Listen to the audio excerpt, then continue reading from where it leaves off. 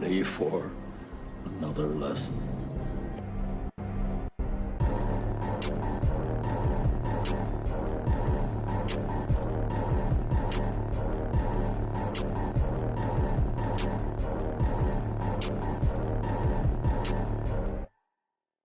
What's up, everybody, and welcome back to Back Row Banter, your favorite casual movie talk podcast. I'm one of your hosts, Adam Schwartz, and on today's episode, we'll be reviewing the new film, Renfield. But, of course, before we get to any of that, I'm joined today by not-so-familiar Nathaniel Gingrich. What up, folks? I'm not so familiar, Nathaniel. You don't know who I am. Look a little strange. When you're strange, faces come out in the rain. When the You're sun right. is strange. Well, that's the Ghostbusters. Song. Timeless song. I think. Go ahead.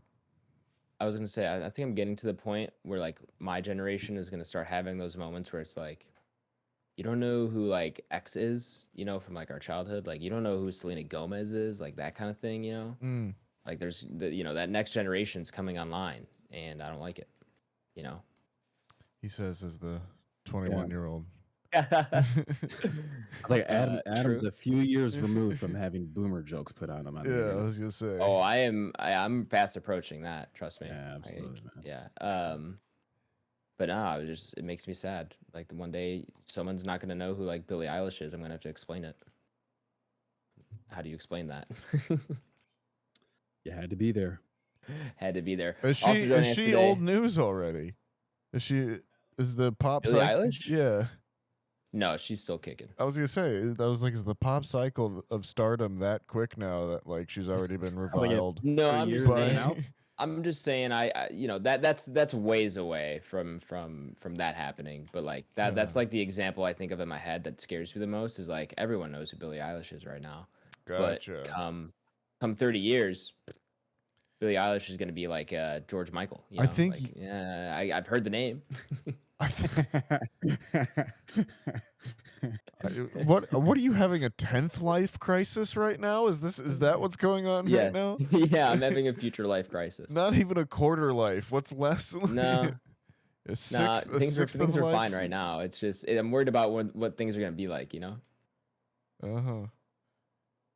Yeah, a future quarter life crisis. The doggone internet, right. man. It grows the kids up fast.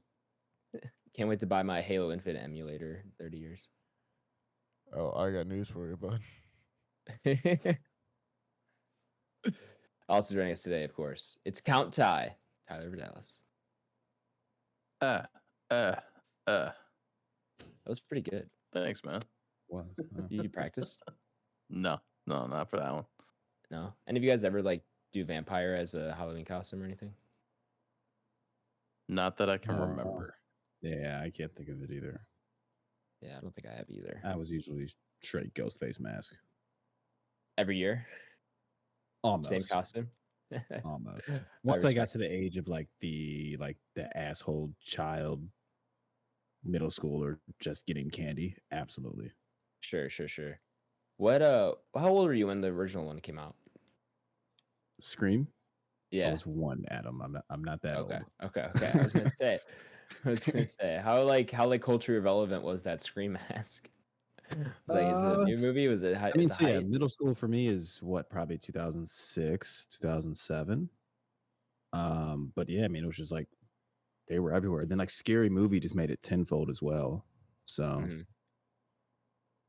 See, I still haven't seen those. Oh man, Yeah. guys, I have breaking news. For future pod listeners, not that good. We're okay. No one's died or anything. oh man, I was like, I'm fucking No. For future pod listeners though, we're gonna have a minute conversation where we're gonna talk about Underworld Evolution, and I'm gonna think that it's the second movie in the Underworld franchise, and I was wrong. It's the fourth one. I was accidentally watching the one that we were going to be talking about, the fourth one that I hadn't realized I'd seen before. So we've come full circle in a weird way, which listeners won't understand until the end of this podcast. So yeah. And listeners, once you get to the end of that podcast, just Billie Eilish was a pop idol from the year like 2018. is when she really broke out. So in case she doesn't like, she's not relevant then now you know. I've podcepted myself, is what I'm saying. This has been a great start. And Too late. you know, listeners, it's a great finish too. Stay tuned. You know. Some say we're still just starting. You know. Right. Some say we won't stop starting. I used to play Siege with a guy, and his gamer tag name was Billy Eyelash. All right. Wherever Did I he's ever? I at, feel like I shout out to played him. with him. Possibly.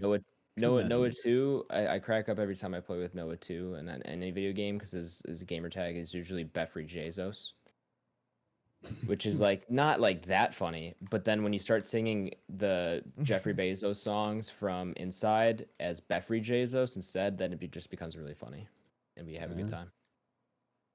Rounding out the squadron, of course, right over there is Big Bloody BlakeHolder. Okay, I like it. I wasn't sure if that was going to be like a blood bank type of thing, but you can run with it. You know, you could do a lot of different blood things with this movie. So I just went with just blood. It's ambiguous, you know, put your own meaning to it. Absolutely. There is certainly an abundance of blood in this film. Yeah, none of it to say the least. None of it seems real. Very not real, in fact, but we'll get to that in the review segment, of course. But how are y'all doing this week? How was y'all's Not bad. April going? We're already almost done with April. I can't stop losing my mind about graduating. Time flies, my boy. Yeah, dude. Oh well. Can't stop it. No. But just just in general, regardless of that, the fact that we're already in April of 2023, like mid-April, no, that's the crazy concept. That's the crazy part, dude. Every year seems to be just gonna be going faster and faster. Yep, the year's almost halfway done. Yeah, month. I mean, we're a quarter of the way. Right? Done. Yeah, we're basically May. Quarter. Yeah. Which is basically June. Quarter. Which is basically fall. Okay. So like the year. No, sorry. So the year's over. Year's over. Yeah. Blake, you were asking us about pizza toppings before the podcast. What was that about? Oh yeah, man. Yeah. So I spent some time on Reddit today as I mindlessly scrolling on the internet, and came across a question that made me stop in my tracks while working. And it was, what is the most important part of the pizza to you?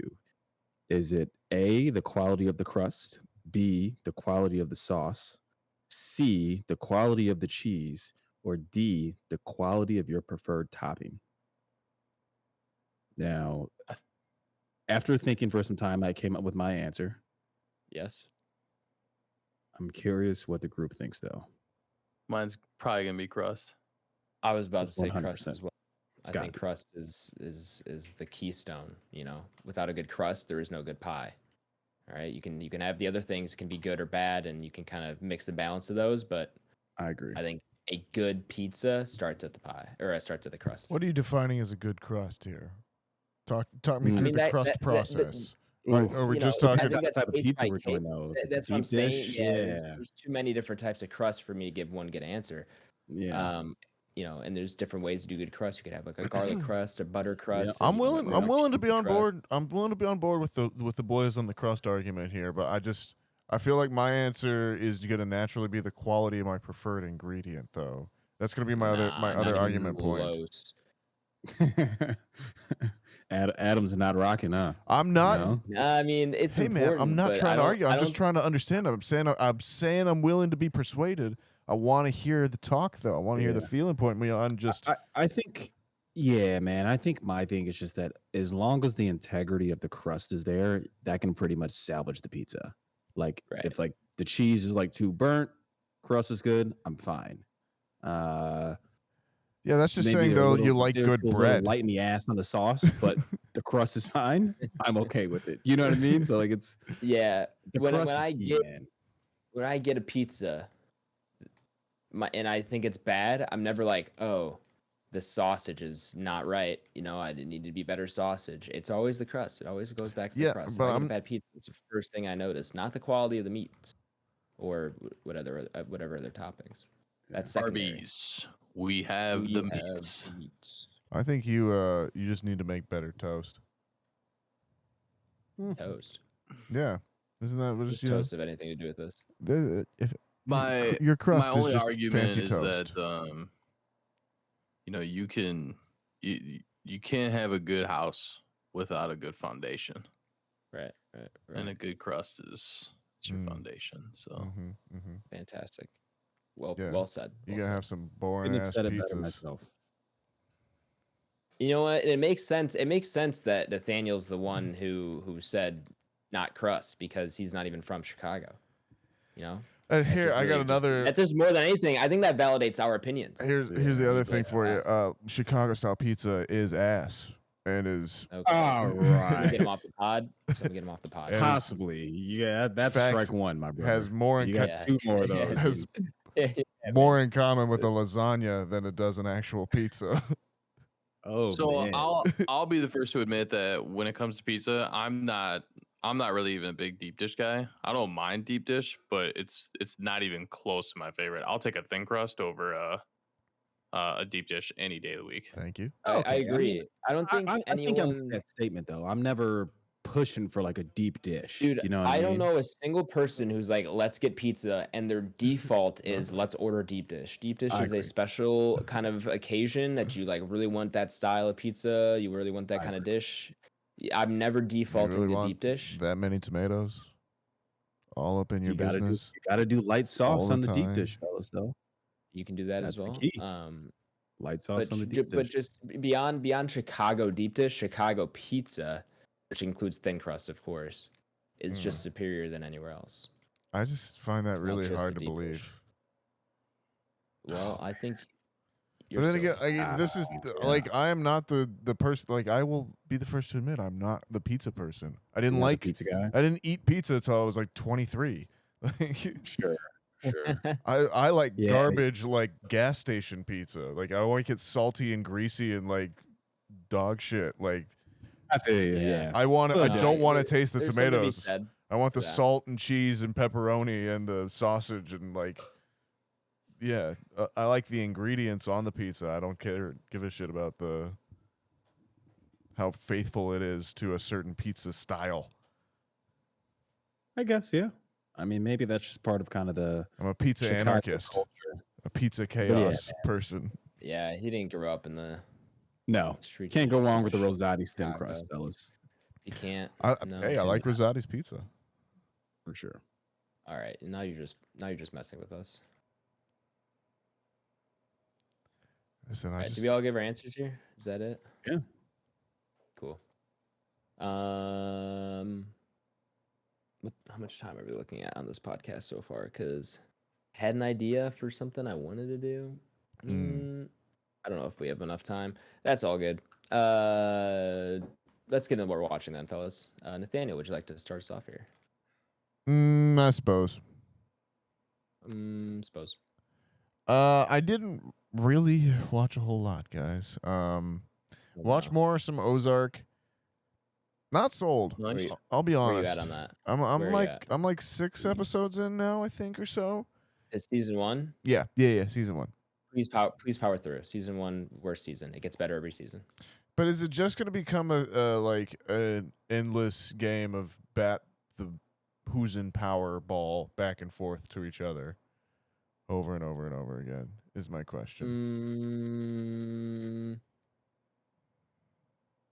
I don't really know how to answer that. Kind of not really. I mean, Okay. it's not like the show change. It's not like it changes shows, Yeah, for but sure. it doesn't. It doesn't really it doesn't fall into the same traps of like repeating the same plot lines over and over as much as it does kind of earlier on in the first season. I understand what you're saying. First season definitely does that a little bit, but it doesn't. It stays fresh. It stays fresh. Gotcha.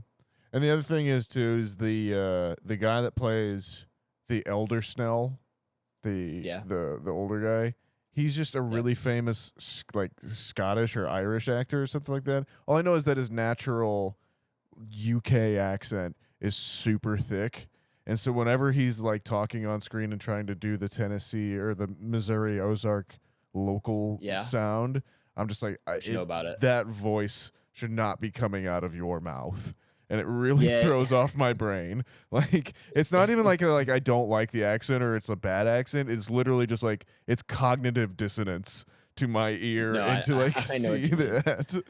That's funny. I mean, that's funny you say that because I was watching that show. His accent is obviously it stands out, but it's not in the way where I'm like, oh, it doesn't. It sounds like he's faking that. It's very just unique, which is I mean, testament to the actor. I don't really notice anything coming through his accent. Mm-hmm. So, but that is I understand what you're saying, where it's like that's not real. Right. Yeah. Like, Exactly. that. Yeah. Yeah, like watch him on like what is it, Westworld? I think he like plays like the dad or something like that, and he's completely different. Yeah, I think I know what you're talking about. Anyways, caught up on or staying up to date on Mandalorian and Ted Lasso. Definitely enjoying both of those shows. Doesn't seem like the rest of the world is though. So, what's going on, world?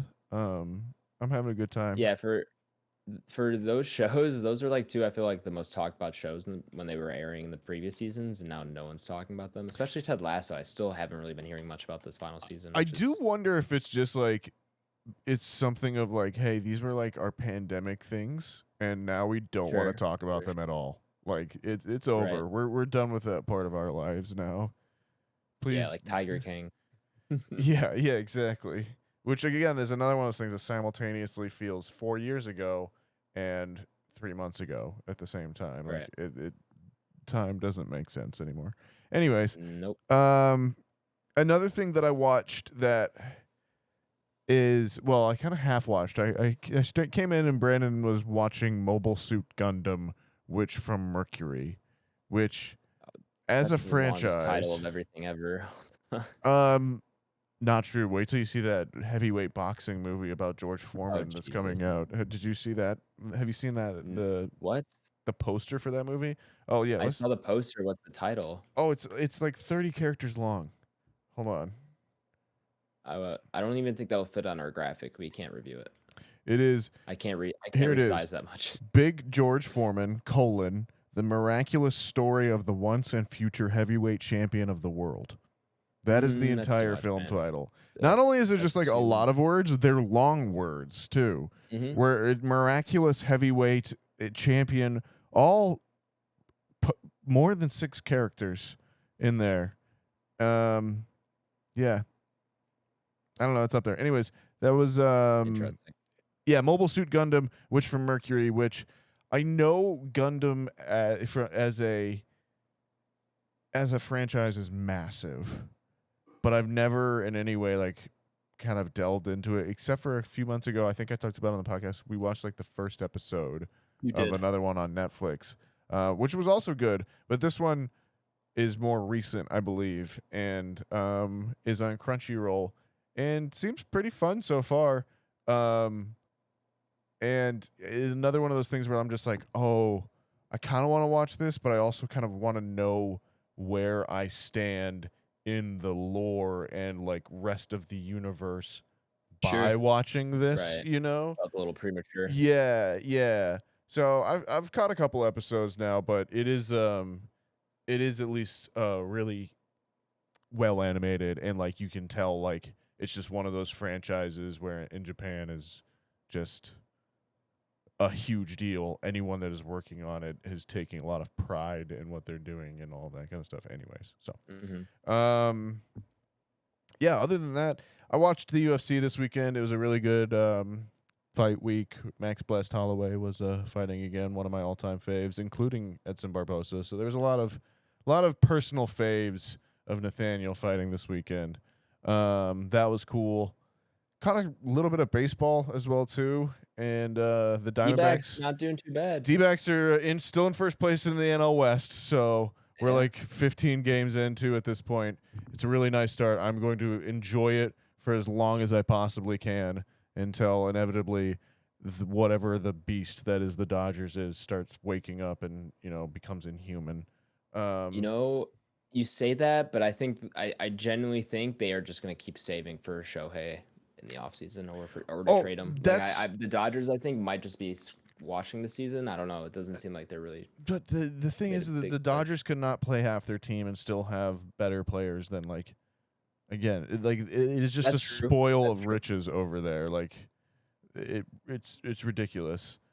And the Padres are a nightmare conglomerate of Padres would be a athletes bigger worry too. for me than the Dodgers. They're this freaks, season. but They are doing the opposite. what I will say is that the Diamondbacks have been playing. I've watched a couple games now, and they've been playing a style of baseball which seems to have employ the changes that were being made in baseball with like the pitch clock and everything, because they are getting on base and running, and they're just putting pressure on defense with small ball and kind of annoying pace of play style where they're just forcing people into making mistakes and playing faster now that the clock has become like a thing.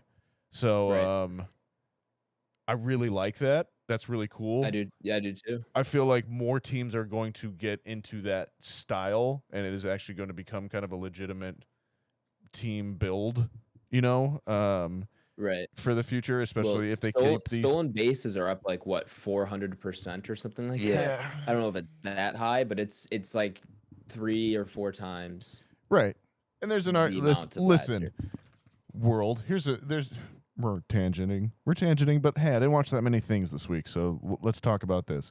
Yeah, we're good. We're chilling.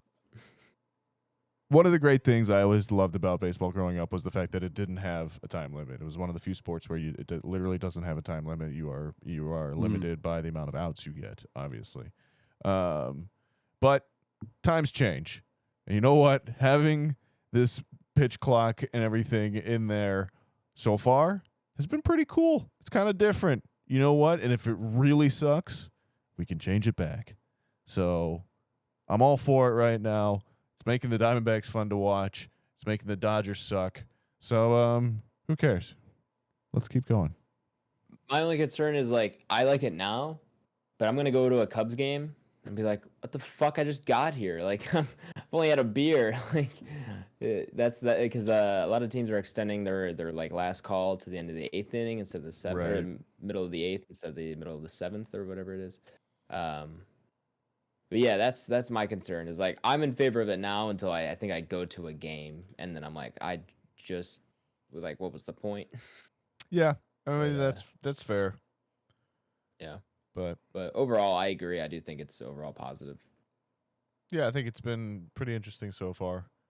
And you know what? Again, if it's baseball as a sport needs to be more flexible on change, and I think for like I agree. whatever Rob Manfred's ills, he at least has been as a commissioner more open to change and experimentation with the sanctity of baseball than some of the other ones were. Or like certainly Bud Selig was. So I'm okay with that. Whatever. Yeah. I did have another rant planned though. I'm trying to think of what it was. You do? Oh, it was the trailer thing. Stop putting things in trailers. Stop putting too much of a movie in trailers. I'm just done watching them at this point. Well, and I get why they do it. Like it truthfully, like I guess I understand like if you are going to spend money to create a marketing commercial, which is what a trailer is, you have to appeal to the lowest common denominator of person and set them up for as much as it is, because they know the people like us when we hear Last Voyage of the Demeter, hey, it's a vampire movie set on a ship directed by the guy that did Autopsy of Jane Doe.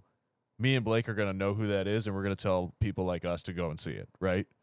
For sure. But the everyday person who's out there that doesn't have literary background friends or film nerd friends, like they're not going to know what it is, and you have to appeal to that as a market, particularly if you have a smaller movie or something like that. But goddamn, is it annoying as a person that enjoys basic plot structure and keeping some Being reveals. surprised. Yeah.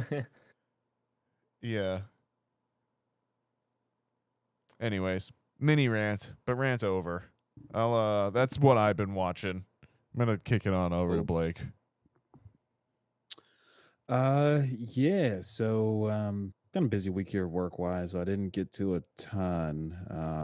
I did get to Let Me In, which funny enough is also a vampire film, but I didn't finish it, so I don't really have thoughts on that. That's just kind of a quick teaser on that.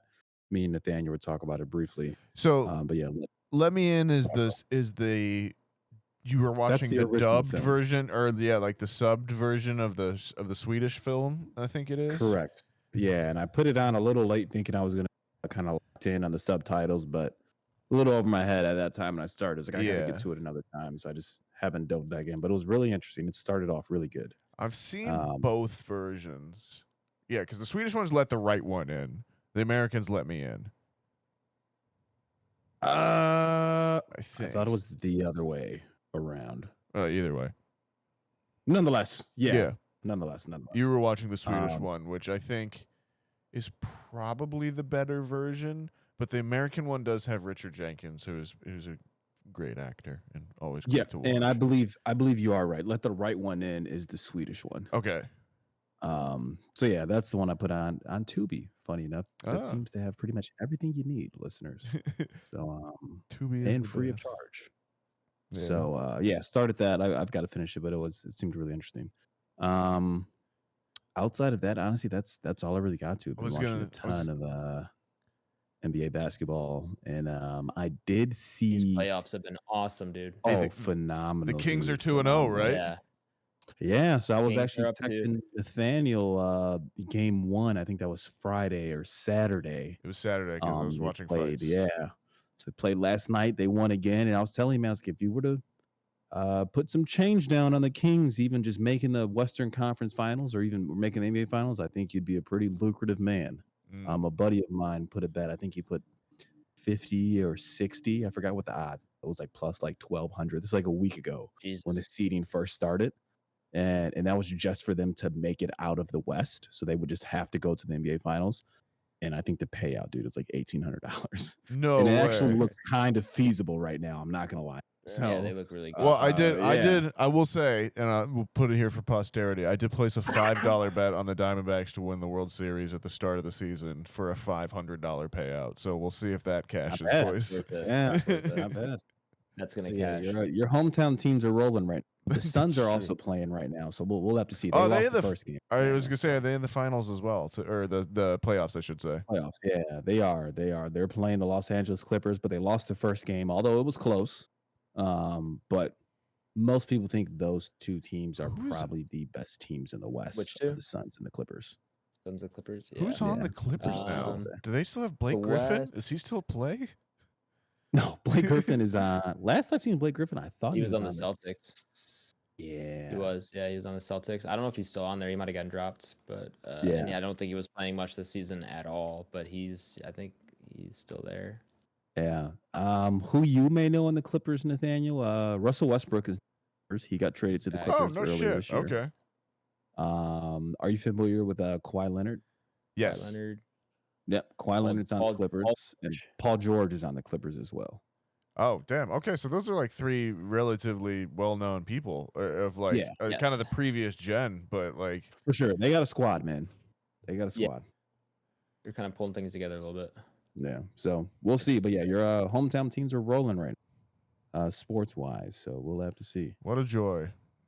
Man, I can only imagine. I don't think Chicago's good at any sports right now, to be honest with you. So, hey, this is a rare time. Arizona's generally dog shit at sports, for sure. So are the Kings. So for sure, yeah, I agree. To the point that I've been in the dumps genuinely forgot that their program and have not really paid much interest to them since before they started the Beam. The Beam brought me around. The Beam was like, "Oh man, there's a team in Sacramento. Hey, I was born there. Let's check it out." Yeah, man. They're rolling, but so yeah, that's what I've got too. I was talking to Nathaniel at the store last week as well. I saw on Vudu they have House of the Devil. I was gonna ask, did you watch it? No, I didn't watch it, but I plan on watching it tonight. Right, last night I had a lot of things going on with work, so I didn't finish till later, so I didn't get a chance to get to it. But that's a Ty West film, listeners. Ty West, we reviewed X, which is by Ty West. He's also done Pearl, which is a movie I need to get to. Nathaniel had high praise for that, as most people in the horror community. You guys see the third one? The cast was released for the third one. Yeah. So that's actually supposed to come out this year, I believe. So yeah. But yeah, I really want to watch. Dude. Holy shit! Yeah, I want to watch Pearl so bad. I love Mia Goth. Mia Goth is awesome. It was came out recently is joining the new Blade. Yeah, for sure. Back on the vampire tip. Yeah. Yeah, she is casted in the new Blade film. Saw that on Reddit, which I'm out on Marvel, but I am in on Blade. So Love that. one, because it's kind of the horror element, and then two, it now has Mia Goth, who is a horror queen. I did So see I'm ready. film Twitter like just like, oh god, we've locked up both Mahershala and Mia into long-term Marvel contracts. We'll never see them for the next 10 years. What have we done? Like, Yeah, I can like, see that for sure. This could be a bad idea. Need to save them. But well, that's all I've got. So yeah, I got to try to get to that Ty West House of the Devil. So we'll see how that goes. And that's it. Actually, no, one thing I did rewatch too, because I was looking at my Voodoo earlier, is I did rewatch Doctor Sleep, which I don't know why. You mentioned that last week. Did I? Okay, pardon I me. I think was so. like, I don't know if that was I could last be week wrong, or this but I think week. so. So nonetheless, for sure then, yeah, that's it. I'll pass it to let's go to Adam. Yeah. So I teased last week. I got to a big one. I went and saw Suzumi in theaters, which is the third. Can't say third movie. He's got more movies than this, but this is the latest movie from Makoto Shinkai, who listeners might know from Your Name and Weathering with You, two movies we have upon the Entropy list. So this is his latest film, and those two movies, Your Name and Weathering with You, are probably some of my favorite movies that I've seen, period, in the last 3 or 4 years. So I was very excited for this, and this one holds up. It's tough to kind of rank all three of those because they each are pretty different in their own right, and this one especially so. This one's like almost like a Pixar film. It's got some funky elements to it that are really fun, and they play with them really well. So I don't. It's hard to say where this ranks. I think I want to see it again too before I say that, or before I kind of give that out. If I had to give one a ranking right now of those three, I would say Your Name is still probably number one. Suzumi would probably be number two, and then Weathering with You. I do think it might be better than Weathering with You, but again, it's pretty hard to say. But yeah, that was definitely good. I think it's streaming on Crunchyroll now. I think it's gotten a streaming release in the U.S., so I think you can watch it if you have Crunchyroll, and maybe it'll come to a different streaming service at some point. Because I think Weathering with You is still on HBO Max, but regardless, that was really good. If you can check it out, I would definitely recommend it. But yeah, the other thing I got to, anybody else here watching Succession, or is it just Nathaniel? Not I. Ty? No. No. Okay. Well, I'll have to wait to, I guess, talk about that maybe a little bit more, see if Nathaniel is caught up. But I am not fully caught up. I'm like episode 2. Here he comes. Nathaniel. Can you hear me yet? Nathaniel. Succession, where you at? Yes, sir. I have not watched this week's episode. I am. All right. I haven't either. I've watched like half of 3, and then I fell asleep. Oh man. Okay, so you're still not fully caught up till even. Not fully caught up, but we're getting there. Wait, was the week before? This past week, was that 4 or 3? This was past week was, I believe, 4. Okay, so where are you into episode 3? 4 or 5. I know what happens. Okay. I know the big one. Did you have that spoiled for you, or were you able to make it? No. I didn't have it spoiled for me, but like I assumed, like just by the way people were talking about it, and they Sure. also kind of like tease it in episode 1 and 2 a little bit, with how like they kind of treat the character. So they kind of tease it. So I wasn't that surprised. I do think from what I saw of that episode, I was like, they are handling this so interestingly. Yeah, it's crazy, with right? that phone call. Yeah. It was just such a weird way to handle it, but I kind of loved it. Like I say weird, but it's just like I don't know how else you do that. And for this show with those characters, like it somehow fit. It somehow was like, of course, this is how they do this. But everyone's saying it's like a Red Wedding level event. Of a I don't know TV if it's show, around and, like, there. What'd you say? I don't know if it's that level. I feel like it's a little hyperbolic. I saw so much on Twitter that was like, this is why appointment viewing is the greatest thing ever. Like, imagine if you just binged it all. Like, this would be, missing out on like a Game of Thrones thing. Like, I don't know. It's just I hate him. I mean, I think appointment viewing has its merits, and like that argument is not without its merit. But like, right. I don't know if this is the same level as impact.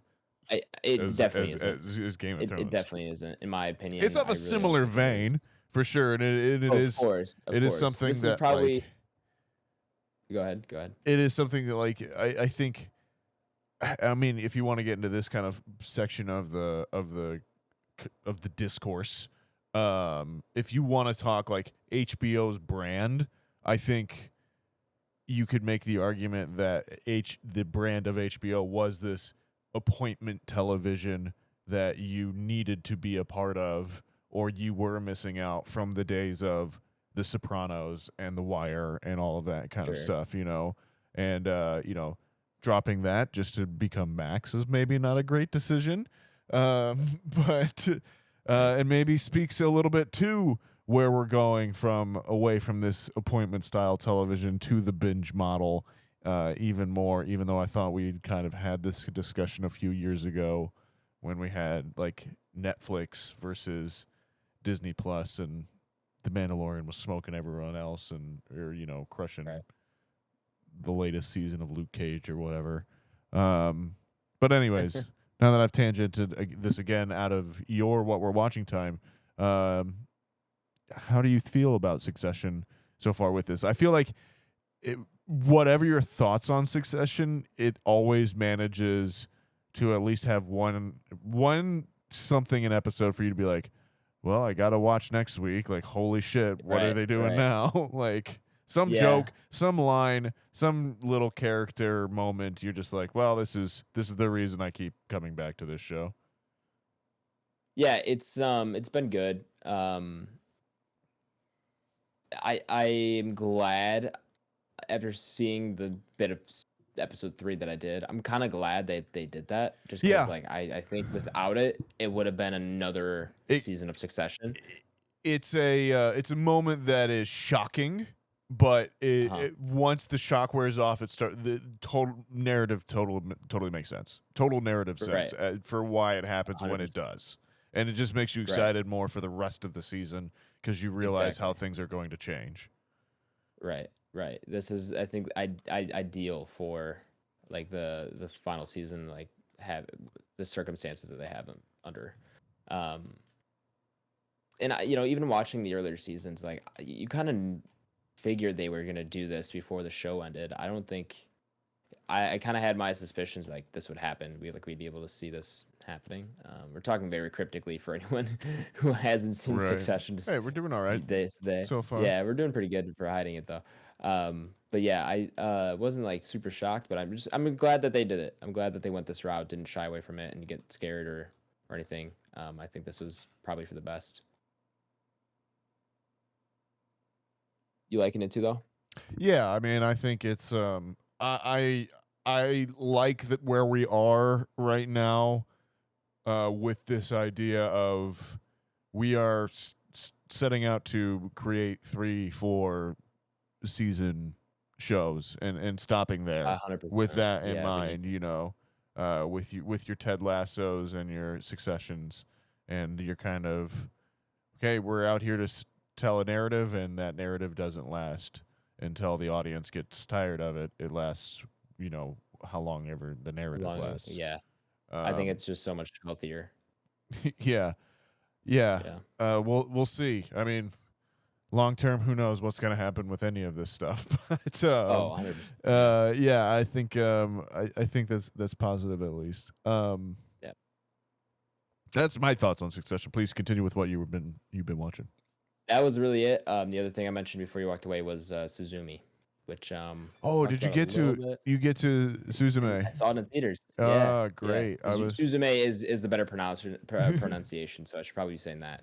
But yeah, I saw that in theaters, which was fun. Saw it with Noah too, and I guess 3 and 4 if you want to go with the bit. But bunch of my buddies from like a bunch when I lived in my fraternity house, and then you first showed me your Oh, name, yeah, and then I yeah. showed it to them. I basically went with like a lot of the same guys that I showed like that movie to, like both Weathering with You and Your Name, and so like we all went to go see it together. So Just that was really fun. emotional bro time, huh?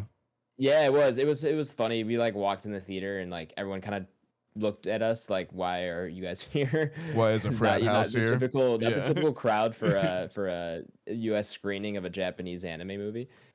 In sub too, by the way. So it was just funny. But yeah, it was a good time. I can talk to you more about it, Nathaniel. I think it's streaming somewhere. I think it's streaming on Crunchyroll. I believe it is that as lets well you too.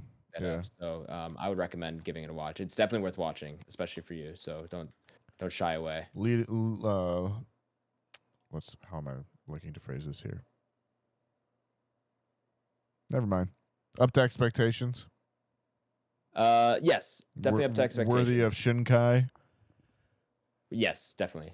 Good to hear. Very, very, very worthy. It doesn't fall flat. And I was saying while you stepped away, while talking about it, it definitely feels.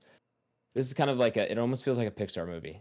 Okay. There's some elements to it that are very Pixar, but anime, and it fits. They make it fit really well. It was a really good time. Cool. Yeah. So I think you'll enjoy it once you watch it. Let me know what you think. But that's it for me. Ty, what do you get to? Not a lot. Okay.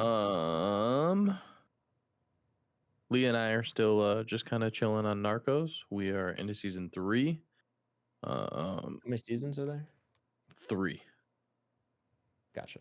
So not a long watch, but a good watch. And then there is also a spin-off. I think it's called Narcos Mexico, because most of the sticks, excuse me, place in Colombia. Mm-hmm.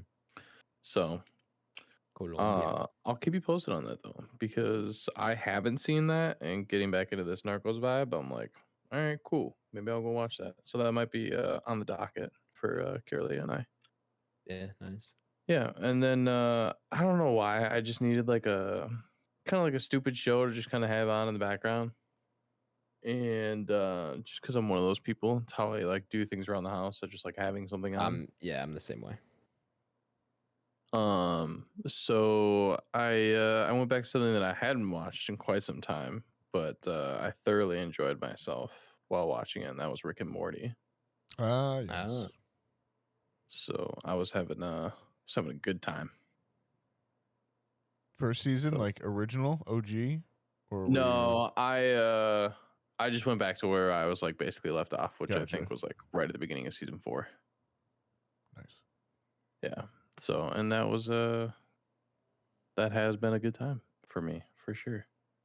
So I'm down. I'm down for that. And then How many seasons are there now? I think I only watched up to 3. I think there's 5. Yeah. That was a quarantine watch for me, so that's one that's like, does it really exist? I don't know. Yeah. Great What show. else you got there? And then I was just kind of looking for a new anime to kind of watch, and I don't know if anybody's ever really talked about it, but it's always kind of had my interest peaked at least a little bit, and that's Dr. Stone, I've heard of it, but have not seen it. Same. which is on Hulu. Pretty It good. might be somewhere else. But yeah, it's pretty decent. It's not like anything crazy's happened yet, so I'm kind of waiting to see like if there's going to be like a first kind of like fight. Sure. But it's pretty cool concept. Basically, mankind is turned like back, like they're literally turned into stone. But then 2, it's like Nice. obviously like a lot of time has passed. I think it's like 3,500 years or something like that has passed, and now they're trying to like kind of get civilization like restarted again. But they know things from 3,500 years ago because it, like Interesting. the stone like preserve their body, so like everything is progressing like very, very fast. But they have to like go back through like gunpowder and like all that other stuff. So it's pretty cool. Days like today, I curse the Chinese for inventing gunpowder. That was the line that just truly broke me. it first got me to like fully buy in on the rehearsal in Nathan Fielder, where I was just like, Dude, it's so okay, good. that I get it now. I get it. Days like these, I curse the Chinese for inventing gunpowder. So good. And that was it. That's all I Cool. got. Short and sweet. Duh. Does that mean? I think that means we're ready. Everyone ready for the review? You're You're welcome, listeners, to the main review segment of the podcast. Nathaniel, if listener here is new, or maybe they've just forgotten, can you give them a rundown of how our review segment works? No, this one is actually only for new listeners, not for people that have forgotten. If you've forgotten, go Okay, back to a previous understood. episode, listen to it again, and Right, come right. back when you're ready to remember. But if you're new, not if you've forgotten, only if you're new, the way the review segment works here on Back Row Banter is it is split into two sections. There is the non-spoiler section, and then there's the spoiler section. In the non-spoiler section, we'll go over the movie's IMDb page, who wrote it, who's in it, who's starring in it, who directed it, who thought about it, who initially bought the rights, who wrote it as a spec script, who was the who Could you influenced imagine it. if we went into that much fucking detail? No, It's we'll just go 45 minutes of me reading the cast list or the credits. The makeup artist, editor, grip. No, we'll go over a few, hit the highlights, and then decide if we recommend this movie. It has to be a yes or no. There is no nuance on the internet. From then on, if you don't want to have it spoiled for you, go ahead and skip the spoiler section, which is where we go over our deeper thoughts, plot twists, any big spoilery moments, and come back where we have marked it off in the show notes for you, which is the Entropy list, which is where we rank all the movies we watched on the podcast in a big list on Letterboxd. It's our way of rating. We don't do stars here. We rank it up on the Entropy list. We are the stars here. Oh, wow. We're a 4-star. Yeah. We're a 4-star film, folks. Roger Mic Ebert drop. We are. loves us. Anyways, Adam, tell me about Renfield. I almost said Underworld. Because that's what's on in the background. Underworld. I mean, I can try to tell you about Just Underworld. I've quick never seen pivot, it, yeah, but- for something you've never seen. No, Renfield, Yeah, Renfield, who wrote the Renfield. spec script for that? Renfield. This is a new movie, rated R, rated very R, with the runtime of 1 hour and 33 minutes and an IMDb rating of 6.7 out of 10. Directed by Chris McKay, who I recognize the name but can't think of what he's done. Yeah, he's a Batman Lego guy. No, he's on the podcast already for his. He is on the podcast. Previous film. The classic action-packed Chris Pratt film, The Tomorrow War. Love that. Of course, it's starring Nicholas Hoult, Nicolas Cage, Awkwafina, Ben Schwartz. I think I'll leave it there. Works It's for like the me. main cast. Huh? So it works for me. Yeah, there's not much more. I mean, there's other characters, but that's the gist. Those are your main attractors. The summary goes as follows: Renfield, Dracula's henchman and inmate at the lunatic asylum for decades. Let me reread that. That was not going where I expected to. Renfield, Dracula's henchman and inmate at the lunatic asylum for decades, longs for a life away from the Count, his various demands, and all of the bloodshed that comes with them. Huh? Pretty good. Pretty good, I guess. Think so? I don't know. You didn't see half Yeah, this I movie. mean- You don't know. That's not true. That's not true. No, you only missed what? I think 5-10 minutes or something like that. Yeah, not even. Anyway, decent summary. I don't know. It's not like a film that needs like a good one to. I mean, the concept itself isn't like anything outrageous. It's For sure. so decent summary. Could be. We've certainly gotten worse. Regardless of the summary, who cares about the thoughts on that? Let's get the thoughts of the film itself. Where are we at here, gentlemen? Because we didn't have a film scheduled for this week last week, and so we're just like, hey, this is coming out, new movie, Nick Cage, could be good, and now here we are. We've all seen it, or at least most of it, and And we're here. So, Nathaniel, I'm going to kick it off to you first. What are you thinking here on Renfield as the Yeah, I I don't know, think who between you and Blank is the vampire expert? oh man, Who's better probably Blake, versed? I would think. I think so. Yeah, I think you probably are on Okay. on vampire movies at least. Um but yeah, I mean, I I feel like when you watch it, it's an excuse for Nick Cage to play Dracula, and it doesn't really For need to sure. be anything more than that in a lot of ways, to be honest with you. Right. To kind of have my attention. I think, man, like it's hard for it's hard for me. It's a hard film to be critical about in some ways, I guess. Is it silly? Yeah. Is it maybe a weirder mix of horror comedy than I was anticipating? Maybe a little bit as well too. There, as Adam alluded to, it does go pretty full on splat stick in some areas, which is still really funny, I think. Um, Interesting enough concept, comes from Robert Kirkman. I don't know if we addressed that. Writer of the Walking Dead and the Invincible series, obviously really well known comic book artist and writer, and I guess apparently screenplay idea man in some areas. I don't know.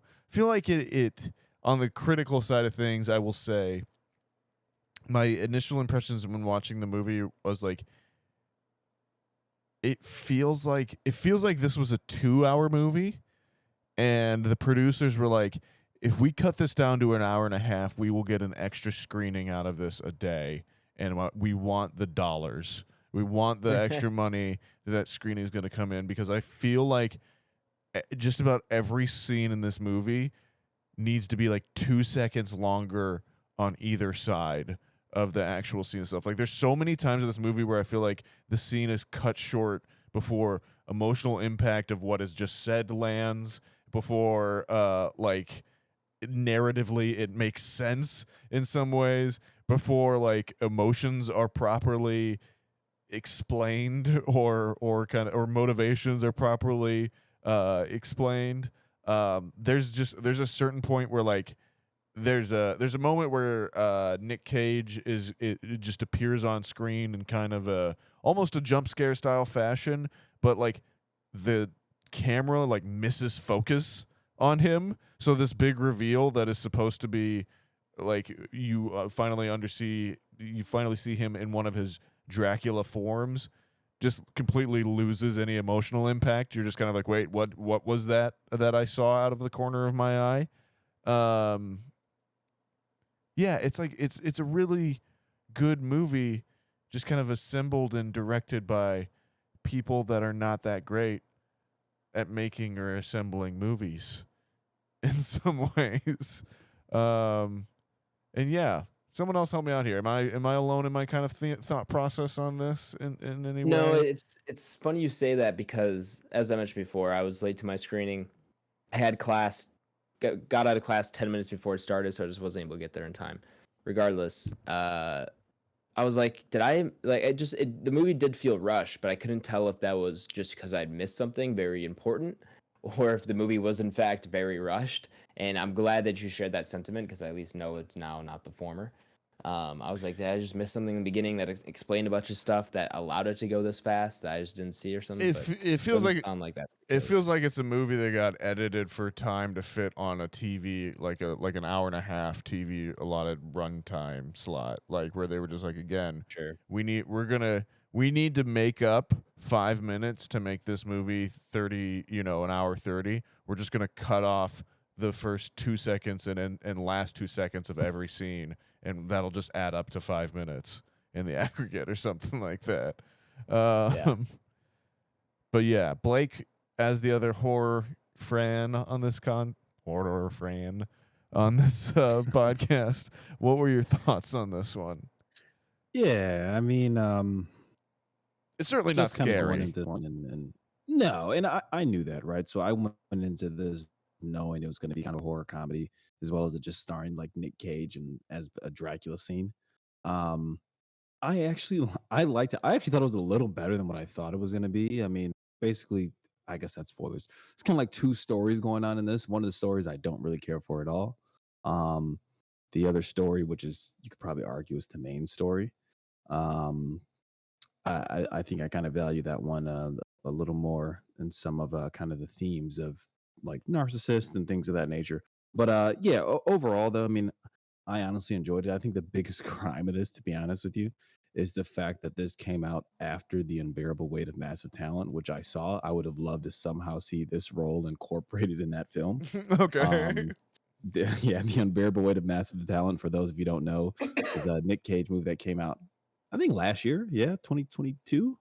And it just has So I'm right, him in yeah. like his various roles or somehow like play roles in the actual film. And I'd love to see kind of a Dracula Just pop character up. in that. But yeah, overall, man, I mean, I liked it. The horror elements are there.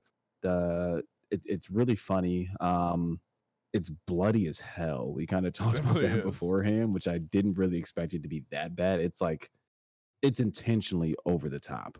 And Oh, there are some scenes where I'm just like, holy shit, they actually did that. So yeah, I mean, it's what's expected, man. It's fucking Nick Cage playing Dracula. Like, what? Who are we really kidding here, right? Anybody who wants to go see this film, probably knows what they're signing up for. If you're going into this blind, then I don't know if I really feel bad for you, but yeah, like it's certainly not a true horror film. So if that's kind of what you're looking for, you're probably out of luck there. Um, that's kind of my 2 cents. Tyler. Yeah, I think I'm kind of more on board with you, Blake. I definitely I didn't mind it. I think you know, it was obviously I really don't know what I expected, honestly.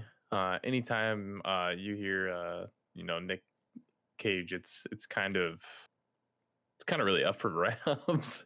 You just don't really know what you're gonna get nowadays.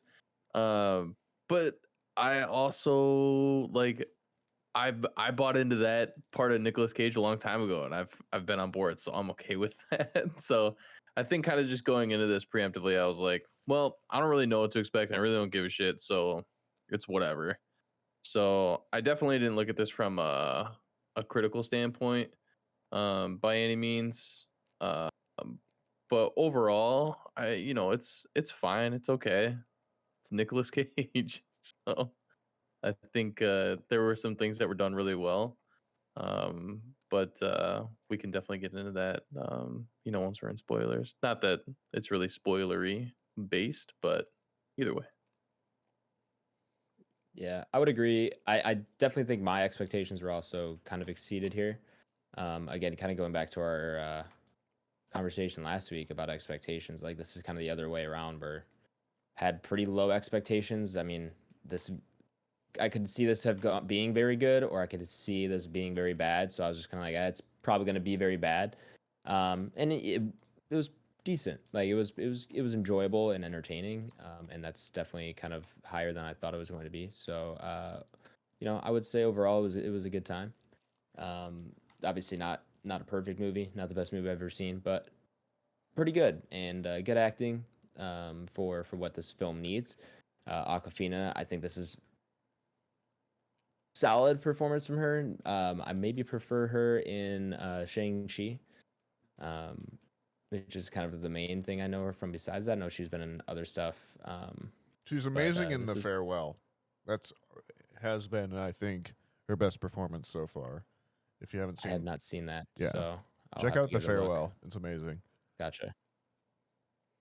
But yeah, overall, I am probably recommend. I would say it was pretty decent. I don't know if you need to rush out to theaters, but if you wanted to, you could. You know, if you want an excuse to go to theaters, this would give you one. I would say. So I am a recommend. Is that everybody? I don't know if I said Yeah. if I'm a recommend or not. I do recommend this movie. Like, I like Nick Cage in it, and he's pretty great. Yeah, me too. Cool. All right. Well, I think that's a recommend all around. How you recommend as well, right? Yeah, 100%. Cool. So we're gonna go ahead and head into spoilers, of course. So if you've not seen Renfield and do not want to spoil it for you, go ahead, check that episode description. We'll have the timestamp you could jump to, or you'll be taken to our ranking of the movie up upon the Entropy list. Hoppa-pa. Spoiler sound, Nathaniel. I don't have a sound for this week, so instead, you're gonna get a sound now. Meow. Wow, wasn't that great? What a pleasant spoiler noise time. Anyways, spoilers. Wasn't you right? We're in spoilers. Yeah, we are. Shit goes down, I guess. Shit goes down. CGI shit goes down. Those blood effects were. There's something else. People were just. They were something else. They were just meat bags of blood. Oh my god. At any given time. Yeah. It was like thick too, man. Like we've seen digital blood before, but it was just this was just dense. It's got like an orange color to it as well. Yeah, it was It was definitely But, I mean, splastic. it's part of the film though. Yeah, you got to 100%. buy into that. yeah. He's It's an blowing up. inspired choice. He's literally exploding priests from the inside within 4 minutes of the movie starting. You know where you are For sure. from the beginning. For sure. I saw Not that and I was Adam, like, but everyone else. I'm cool with it. Yeah. Yeah. Even that, I mean, not too far removed from that scene, he fucking punches a guy's head off and it goes, no bullshit, probably 80 yards through like a door, through a window, then it hits somebody's car. Okay, yeah. And when I say he punches his head off, it's like clean off the shoulders. It's like comical, but it was awesome. Yeah, so This Renfield's movie's everything you thought it's gonna. Renfield's thing in this is that if he eats a bug, he gets superhuman powers. Right? Does that get explained? Did I miss that? Yes, yeah, it is at the beginning. Yeah. Like if he consumes life force, he gets superhuman powers. Sure. So I understood that part, but like, why is that? Well, I think that was part of kind of like his curse with Dracula. It seemed Yeah. like. That's what I assumed. Yeah, That's what I assumed, yeah. but I just want to make sure. as I remember it in the book, Renfield, the character, is just in an insane asylum and is eating bugs in his cell, and they've kind of extrapolated,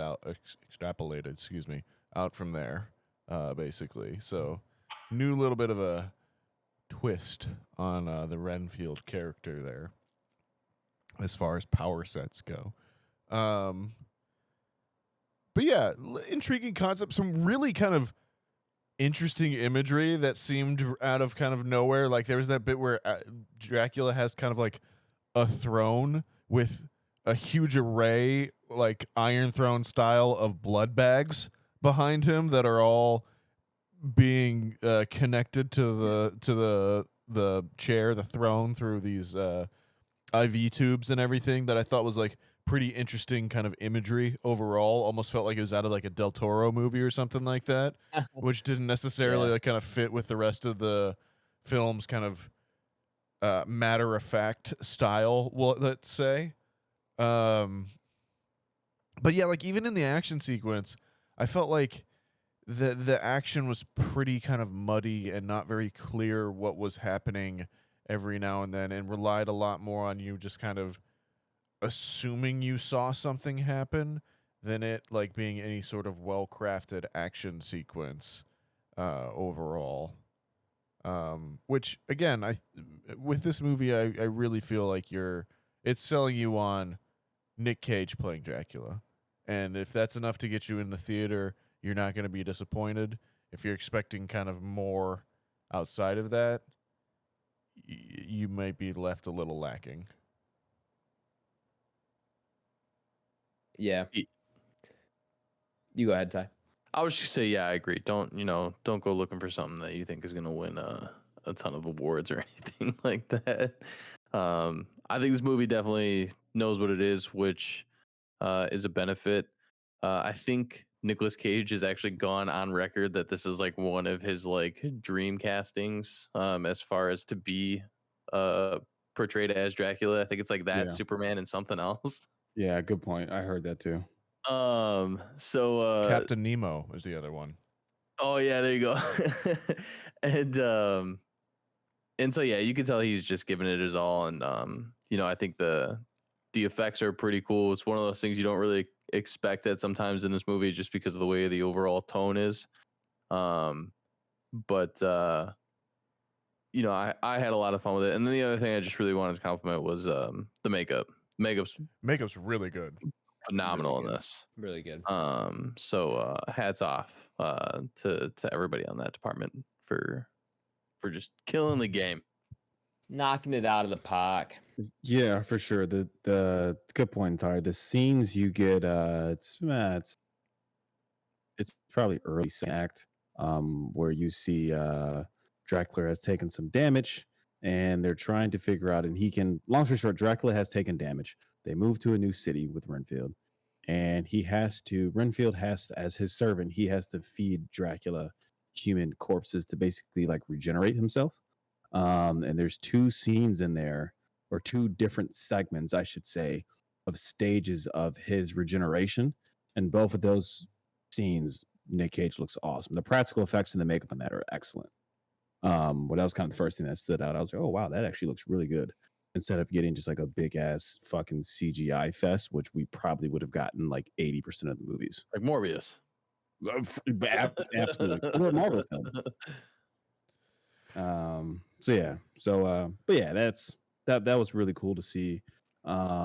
Is all as well as kind of like the comedic tone as well, or I guess not comedic because it's a very serious matter, but just kind of the theme of like getting out of like an abusive relationship, somebody who's a narcissist, controlling and things of that nature. They kind of ran with that story, and I actually found that to be much more interesting and compelling than like the fucking local like mafia trying to use Dracula to take over. Yeah. Whatever. Like that was cool. It just had to happen. But like the other side of it was much more interesting. So that's where I begin to wonder if this movie had another B plot that got like cut down or removed, because I'm wondering if the original third act or whatever might have had been the reveal that the Lobos were werewolves, because they have the little A, Lobo wolf, that connection, and B, their little logo is a little wolf's head. And then there's such a emphasis at the start on them being like inhumanly violent or whatever. Like, and there's that weird scene where Teddy Lobo, what's his name? Not Jason Schwartzman. Ben Schwartz. Ben Schwartz. Is like taken down there. There's like some lady behind a curtain with a hacksaw, and you're just like, what is happening right now? But yeah, I was wondering if maybe that was the original third act or something like that, or if they was going to do it. Because it stands to reason, there's Draculas in this world. There should be werewolves. That seems to go hand in hand. But anyways, that was my last kind of final thought on it overall. Besides that, pretty fun movie. Yeah. I'm glad they went the fun route with it too. Like there's no way to make this kind of serious or dramatic or anything like that. This concept has to be done in this style. So I was kind of relieved to see that. Much more like action than I thought there was going to be though. Like actual just fights and fight choreography. Wasn't really expecting that much. And they get pretty good for the most part, I would say. That brings me back to you didn't see the actual start of the movie, which is like basically the start of the like 30s Dracula, just with Nicholas Hoult and Nick Cage superimposed into it, and that was really fun actually at the beginning. Where this movie, I think, it kind of gets points in my books for just implying that it is just kind of a direct sequel to the old school Universal Dracula as well too. Sure. I like that. I tell you what, Nick Cage does a great Bela Lugosi, so I'm in. What is that? Bela Lugosi? The original Dracula. Okay. Wasn't familiar. So that one other thing I was gonna say, I can't remember what it is now. Ty, you got any more thoughts? Ty, Blake, you guys? No, I think that sticks out too. Nathaniel kind of really just said the one word that comes to mind for me, at least when if people are gonna ask me about this movie and if they should go see it, and I'm just gonna say it's fun. Yeah, it definitely is. Yeah, I kind of agree with that. Like I said, overall, you know what. Um, but I would say with that though, I do think it delivers for what it's supposed to be. Um, the gore aspects in this, I mean, are fucking awesome. You even get a chance where like one of the characters, um, I forgot her name. I don't even have the credits in front of me. But the, for lack of a better term, the Asian lady, Aquafina, who, thank you. Aquafina. Yes, She's Aquafina. Quincy. Rebecca Quincy. Yeah. Thank you, Rebecca, Officer Rebecca, Deputy, I believe she said, Rebecca Quincy. That part I don't remember. She there's a scene that kind of takes place like in a bar, and it's like a standoff, and we watch Renfield or Nicholas Holt basically fucking like chop somebody's hands off with like a fucking Serving I don't platter. know, a fucking serving tray, I Yeah. guess. Like, yeah, and it was something like that to see. I was like, oh, that was pretty cool. Like, that was up there with him punching the guy's fucking head off. There's another scene that takes place in an apartment complex where he grabs somebody's arms with his two hands. my and then God, he, like, dude, the arms- kicks him. Yeah, And the guy's then he body uses flies back, and he uses his arms the as arms like as like weapons. javelins. Yeah. So Dude. like that was cool too. Where I'm just like, where else am I possibly gonna get this from? Like, it's almost Absolutely not. anime-esque. Like, you know what I mean? Definitely. So yeah, I was cool with it, man. I was cool with it because like Adam's point is he uses somebody's arm as a javelin and like fucking pins it through a guy's chest like three Yeah. floors below him in the apartment. Yeah, that was definitely yeah. the highlight, I think, for me. Oh, the arm, the weapon arms. Yeah, the weapon For arms. sure. That the stairway fight scene, I think, was the best one for me. I really did. I thought the cafe one wasn't really that great, and that was another one where I felt like, again, you're expected to see more than you actually do in that scene. It's weird. It's just not filmed great, in my opinion, but cool idea either way, and it all worked well. I know exactly what you're saying, and I agree. Yeah, for sure. Yeah. Good performance out of Ben Schwartz too. The small bits that he gets to play with, he runs with them. He was probably a highlight for me. Honestly. He's the one I felt like was a little bit wasted. Like they could have had more of him and more things for him to do. Right. I agree. Especially towards the end, it felt very rushed. Yeah, I definitely felt like, again, I feel like this is a different movie that got some studio notes or weird edits or something. Yeah, which is unfortunate because I would have liked to see what that other version would have been.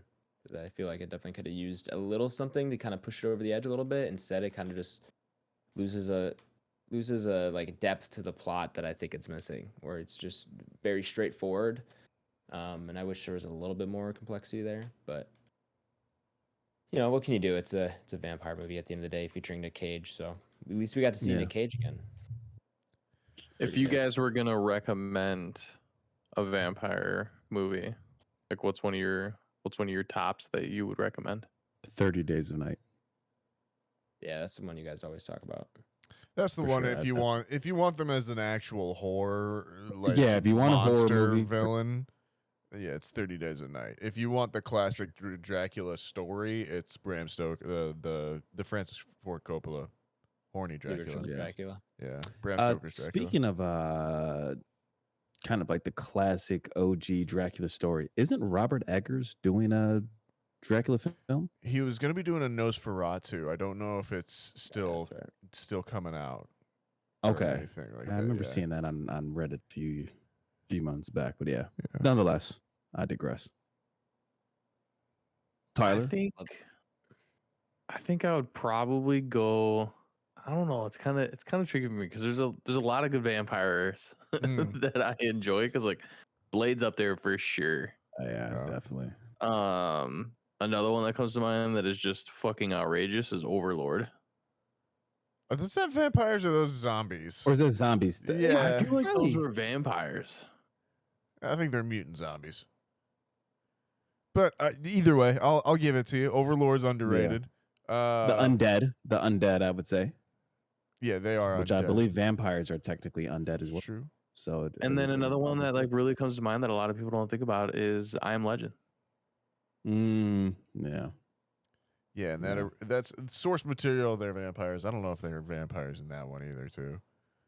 I don't know. I might have a bone to pick with you there. You know what? I mean, we can fight. I'm down. You know what one I think is underrated is Fright Night with Colin Farrell and Anton Yelchin. I agree as well. That one. And Tony Collette. Yep. And Imogen Poots. Colin Farrell's a very good vampire in that one. For sure.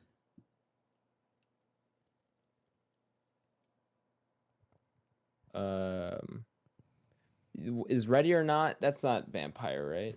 No, Ready or Not is like, murders. Gotcha. Murderers. That's the other one you guys always talk about. Blake's brought up 30 Days a Night like 6 times and we're watching in the history of the pod, so I'm familiar. Yeah. Awesome movie. 30 Days a Night is pretty good. Pass on the sequel, though. I don't think you There's a wouldn't sequel? recommend. 30 Days of Night. I think it's called Dark Days, Dark Beginnings. Oh, man. That's Something rough. like that. It's one of those, like, it's a sequel, but it's like really Gotcha, kind of like the straight to DVD type of, Yep. You can pass on it. Well, are we ready to pass on over to the ranking of the movie? I think so. Let's do it. Cool. Hello, listeners who skipped over the spoiler segment of the podcast. We're going to go ahead. Intro Renfield up upon our Entropy list, our big list of all the movies we have reviewed, all on one fantastic list, essentially how we rate our movies rather than do it out of 5 stars, out of 10, whatever that ends up being. If you want to see the Entropy list for yourself, you can do so by checking that episode description. Alrighty. It's going to be interesting. Certainly is. See where I want to put this thing. For me, the one that immediately jumps out is Army of the Dead. I feel like that's a similar tone in some ways. Like, in my expectations maybe for it were similar. I can vibe with that. And that's just like drawn from the hip. I don't even actually have the list fully pulled up yet, so I'm gonna have to see where it's gonna. Army of the Dead is higher, maybe not higher than this movie should be. 100 below Ghostbusters Afterlife and above Ma Flat Rainey's 100. Black Bottom. Yeah, that's 100. Tomorrow War, also Chris McKay, is 126. Yeah, this one's better than that. Because that movie sucks. At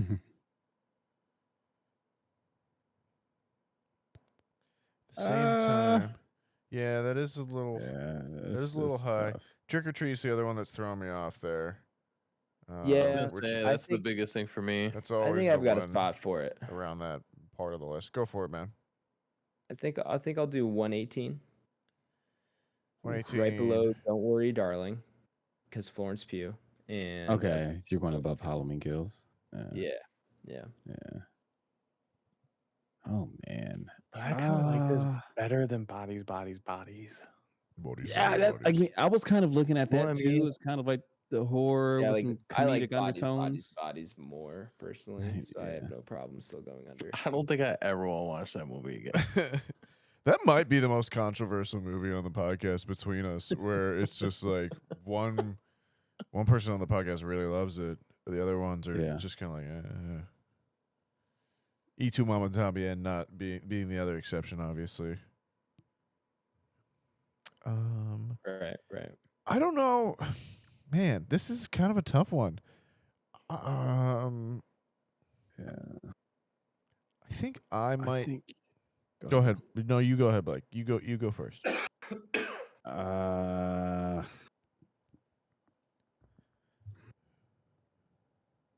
This is honestly tough. I was looking like the 108 range, 109 range, right? Yeah. I see A Quiet Place 2, and I'm like, okay, I probably like A Quiet Place 2 a little more than this. Then kind of move along. I think I like Godzilla vs. Kong more than this. I'm a huge Godzilla fan, kind of the lore behind that. Sure. But then like Candyman and The Matrix, I'm like, oh man, I think I would prefer this over both of those films. You? So I think, you know what? I'm gonna go 102 I'll put it above a light year, below Ma Rainey's Black Bottom. Oh, Well, okay. number 2.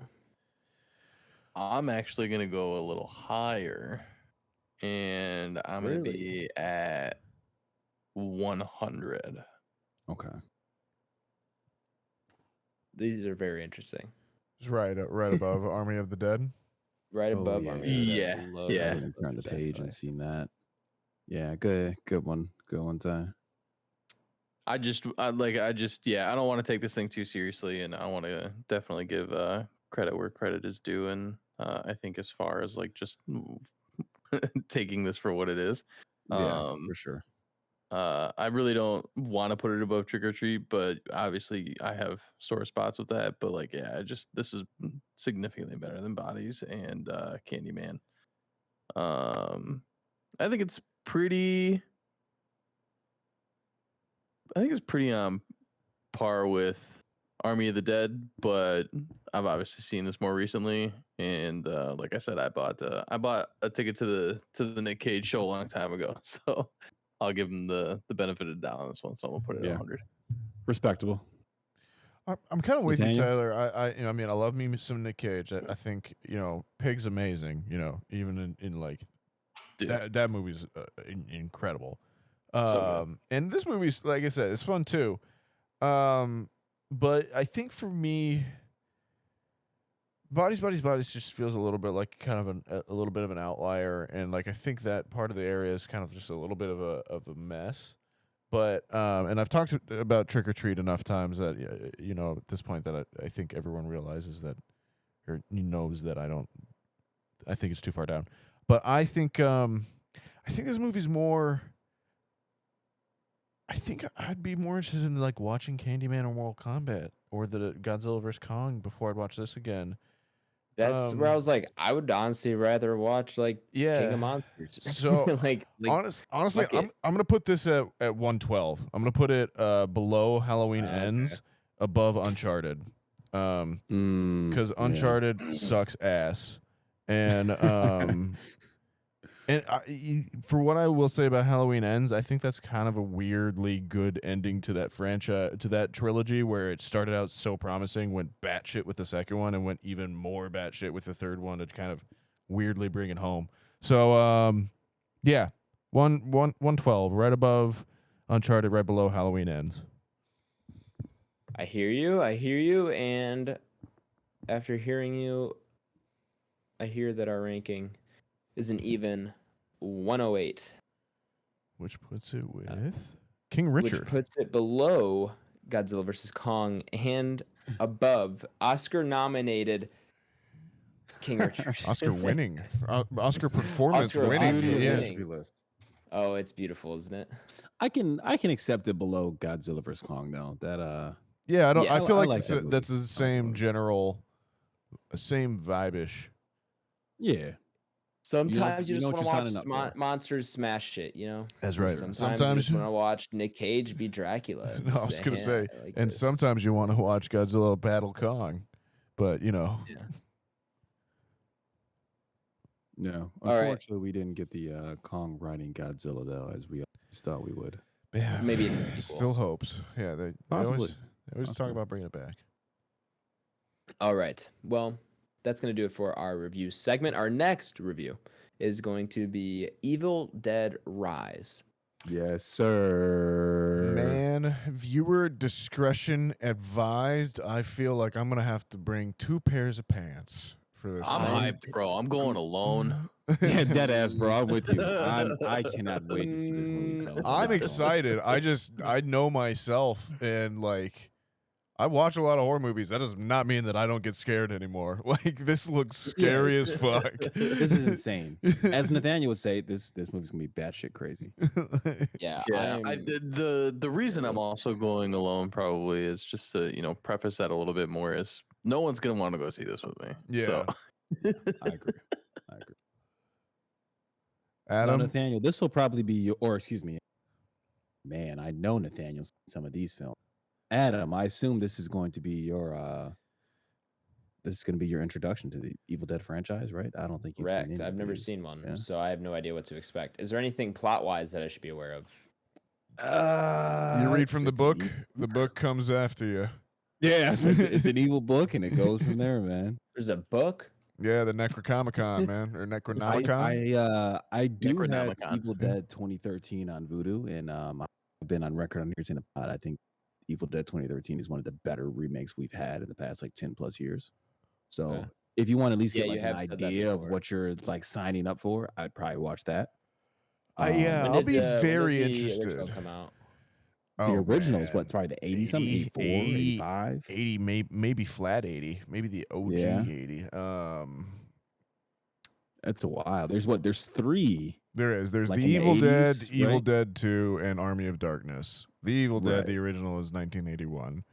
81. Okay. Yeah, the Evil Dead is the original story. Evil Dead 2 is in essence kind of like a weird remake of the first movie. Yeah, but it's like it's much more comedic. Yeah, It's it weird. is. Yeah. Yeah, it's like a 45-minute rehash of the first one, and then it just kind of goes into like what's the word? Like absurdist horror in some ways as well too. And then the third one's just a straight horror comedy set in medieval times, where Bruce Campbell's fighting zombies. Did you with guys a ever gun. watch the TV show? No. Yeah. I didn't know there was a TV show. Yeah. Ash vs. Evil Dead. Brandon actually owns all of it on his Vudu. If you boys have access to it, but it is a Is it straight. animated? No, it's a straight No. continuation of with like Bruce Campbell playing original Ash and everything. It's great. Yeah. Okay, yeah, I may have to. But Yeah, Adam, that came check it out, out. and like I remember vividly, like me, Ryan, Rob, Justin, and like a bunch of other people that we used to hang out with. We would literally plan the night that was coming out and like go gather in like one person's basement and then just fucking watch it like as a big group. That was a good time. That's a great show. Okay, yeah, I may have to get to that. and Adam, it should be said the original Evil Deads also they're like there's an element of comedy to them as well too. For Like sure. they're scary as shit, See, but they are what I thought, comedic. because I know that TV show. I've seen trailers for that TV show that Ty's talking about right now, Yeah. and those always That's seemed what like Evil they Dead. were comedies to me. So like, Yeah, he does both. He's Spookablast, man. It's well, Okay. you saw Multiverse of Madness, like occasionally that dipped Right, into the horror realm at some points. But Sure. yeah, I'm excited for Yeah. this new one. This new one looks scary as hell. yeah, I don't know if there's going to be any comedic elements to it, but I hope so. Yeah, there's in the 2013 one, there's not No, that one is very much Any- straight yeah, up. there may be a few jokes here or there, but yeah, that movie is like how much blood can like we just watched Renfield and he's like, oh, that's a lot of blood. Evil Dead 2013 is like how much blood can we put on it is definitely Facts. just like pure intensity from start to finish sure. too. Also, if you're looking for a really comical, but really well done kind of spin-off, you need to watch Tucker and Dale versus Evil. Oh yeah, It- similar. Yeah, I agree, I similar. agree. One of the best things For I have sure. ever seen. Yeah. So yeah, you got a large selection, Adam. Just pick any one of those. At least try to watch. Like I would recommend at least trying to watch something so you have an idea of like what you're about to walk into. Because yeah, it's pretty out there and it's pretty extreme. Or don't. Yeah, or just go in there. I might just say as, fuck it. as they Like, why say, go in not? there naked. You know what I mean? You know, like someone's got to have a first time viewing of this movie where it's just their first Evil Dead entry. You know what I'm saying? Might as well be me. Good luck. Yeah, I'm scared. I'm actually like very scared. I don't really want to go see it. Like I was like debating using my veto, and I'm like, nah, that's a bitch move. Yeah, I mean, like, yeah, horror is obviously subjective, at all times. But yeah, these movies are just, yeah, like On a how different much level. fucked up shit can we cram pack into a movie? The reality is the anxiety about it's always going to be worse than the real thing too. Yeah, right, course, right. of So now course. he's gonna watch it and be like, oh, it wasn't even that bad. Yeah, yeah. It's usually how it goes. Mommy's with the maggots now. Oh man, I've been seeing that trailer. Like they've been playing it the whole like last 3 weeks in between the UFC fights too. It is it's looking good. It's looking good. Yeah. I can't wait to watch 2013. I've been like contemplating watching that the past few months, and I was like, I'm just gonna wait until this week to watch it. So I'm like, I'm excited. Let's wrap this one up, boys.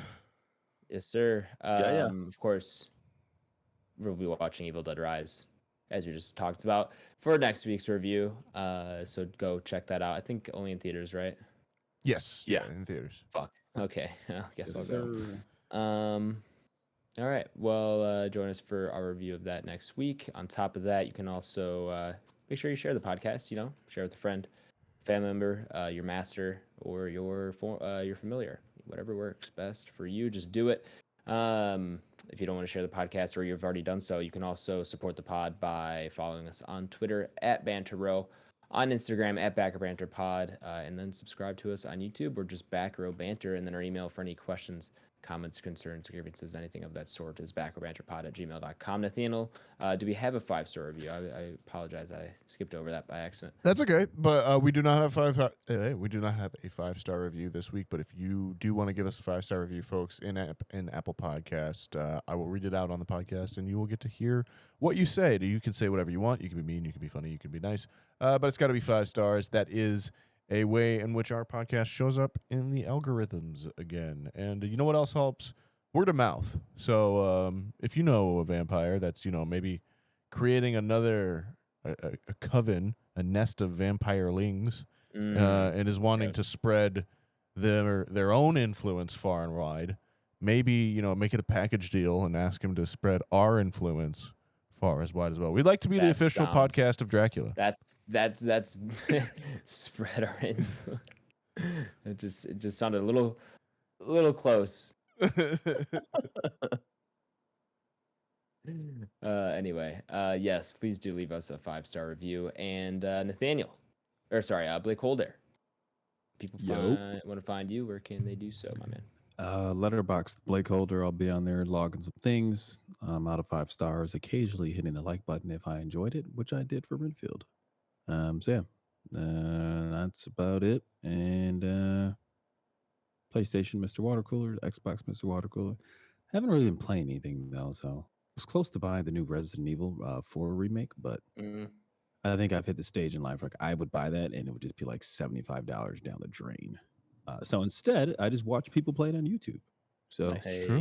Yeah, we'll see. And that's all I got. We'll go popcorn. We'll go Adam. Yeah, you can find me on Twitter at Aish24, on Letterboxd at Aish, and on Twitch, twitch.tv/Aish. Nathaniel.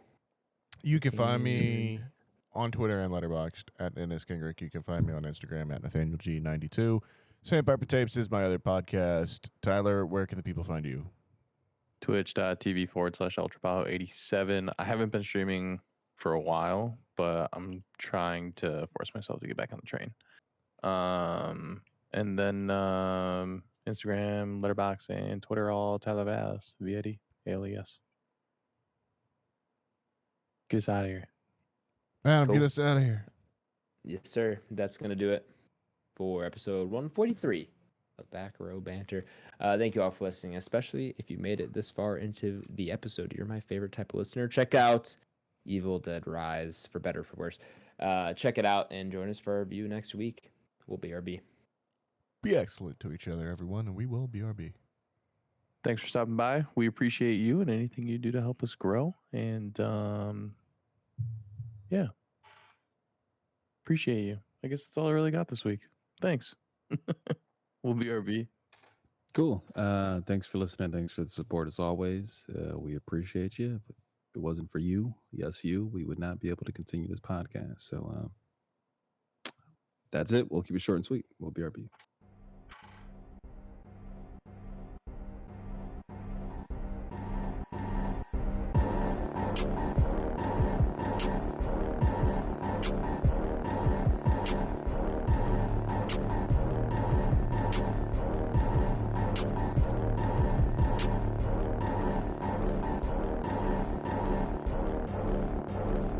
America.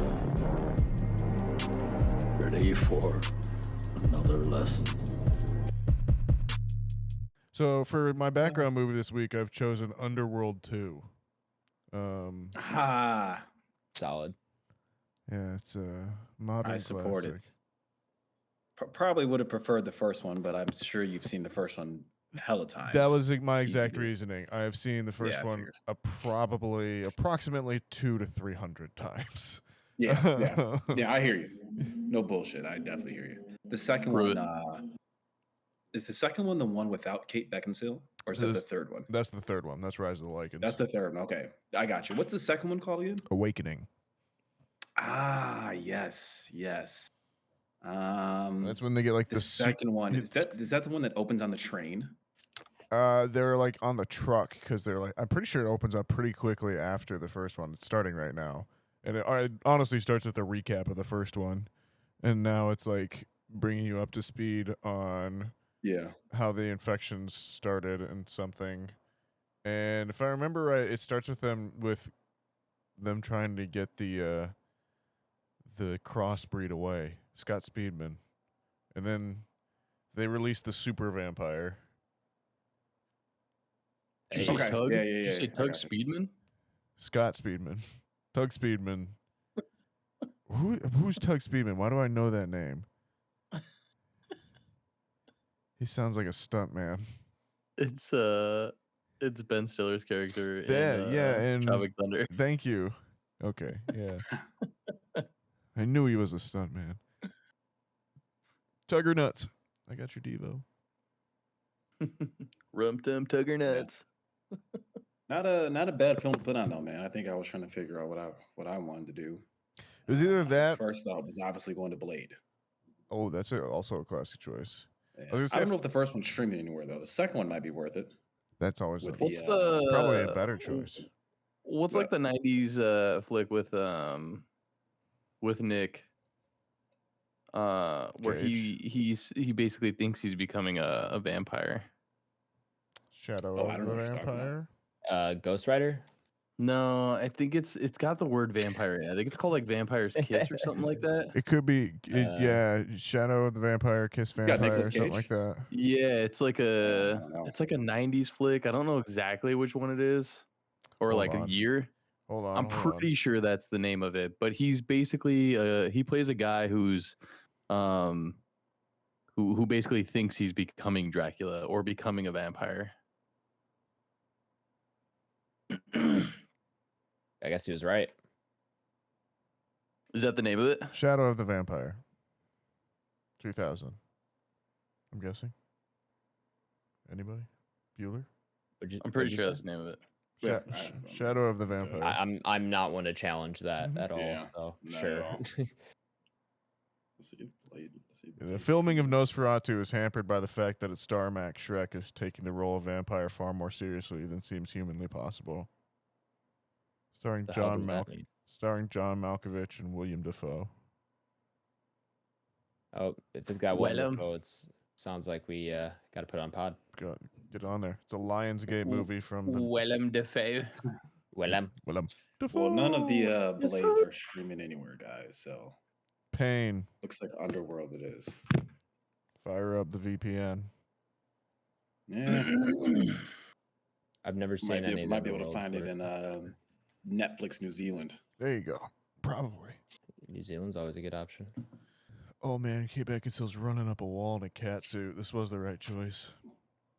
Dude, I fell in love with Kate Beckinsale in those movies. I mean, what kid? Look, I'm like 9 years old. what red-blooded American child didn't in 5th grade? Like, for sure.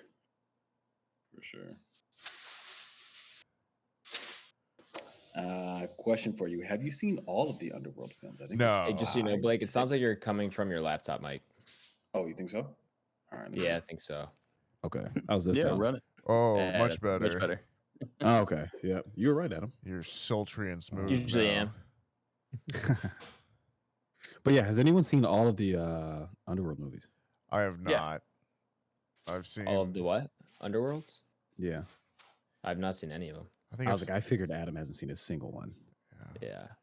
A little Yeah. not really Yeah, my it might- generation. Might be worth it. I mean, what's the last one you've seen, Nathaniel? I assume you've seen 1, 2, 3. I Did you see haven't. 4? I've seen 1, 2, 4. I think actually. Like I think for some reason I you've never seen skipped 3. 3.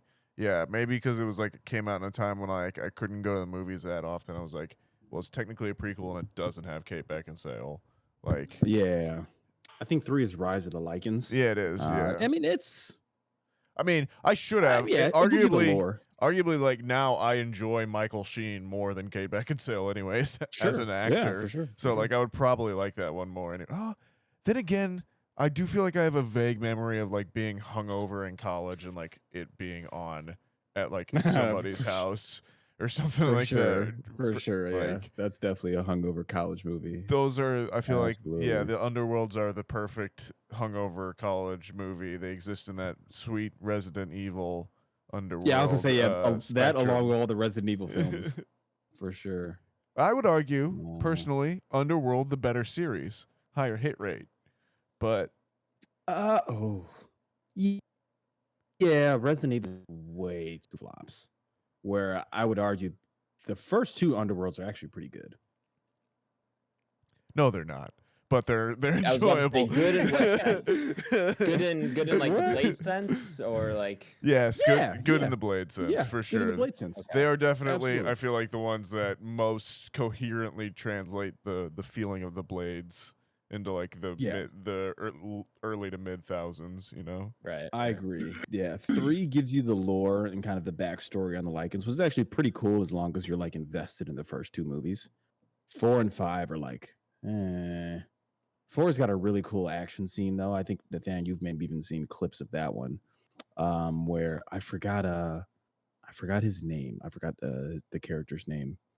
I have to pull it up, but he's one of the I don't know. He's one of like, I don't want to say King Lycans, but like he's one of like the higher ranked Lycans. Yeah, an Uber And like they, like, or whatever. Yeah, and they like inject him with like some type of serum, and like he turns into like a massive Lycan. in the Yes, 4th one. yes, and no, isn't that the second one where Yes, they hit him with the No, it's- helicopter? No. I'm almost positive this is the 4th one. 'cause Okay, he maybe can that is also the fourth one. regenerate. But doesn't He has does health he get hit? regeneration. Does he get hit by helicopter? Yes, he does. Okay. Yes, he does. That happens in the second one. It's the guy with the long hair. I can't think of his name. Okay. He's got to be coming on your screen shortly. if you're Yeah, it's watching the main. second one. He's the main character. It's Scott Yes, Speedman. yes. Okay, so that is that one then. Okay, then I don't remember, but no, I feel like I have seen the one with the giant werewolf as well too. That's him. Yeah. Okay. I'm almost positive that's the 4th one. Is that the one also? And Where, then he's do got- they have like the light bullets in that one where they're super, or there's some sort of souped up werewolf bullets or like I almost said Dracula bullets, vampire bullets in the Dracula 4th one. bullets. Let's go. I think so. Yes. Yeah. Okay. So I've definitely seen 1, 2, 4. Then I feel like 4 also Yeah. has one where they're like storming like an office building or something like that. Yes. Yep. Okay. And it's got Michael Ealy in it. That's the 4th one. Okay. 100%. They go to get the little girl I because see. the little girl. I remember that one I being. think she takes place in the second one. I remember that one being weirdly like decent if it's like, because it's almost like just not even connected to the other ones, and it's just like a Hey kind of man, just I'm decent telling you, action it's film. not that bad. But I've not seen the 5th one. Like, this is what I'm the saying. 5th one's horrible, Okay, I still think pound for pound better than the Resident Evils.